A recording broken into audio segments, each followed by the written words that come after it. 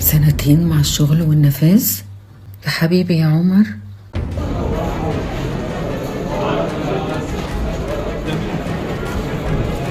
الحكم صدر نهائي في قضية عمر زهران بحبسه 2 في قضية مجوهرات شاليمار الشرباطلي زوجة المخرج خالد يوسف، وانهياره وبكاء الإعلامية بسمة وهبة. والله بريء.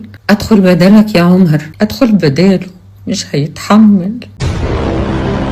بعد ما اتحكم على المخرج عمر زهران على طول، ظهرت في لايف ليه على حسابها الشخصي على الفيسبوك منهارة بشكل كبير، وقالت ان هو مش هيستحمل بسبب سنه والامراض المزمنة اللي عنده، وتم تبرئة المتهم التاني في القضية مساعد المخرج عنتر حفني.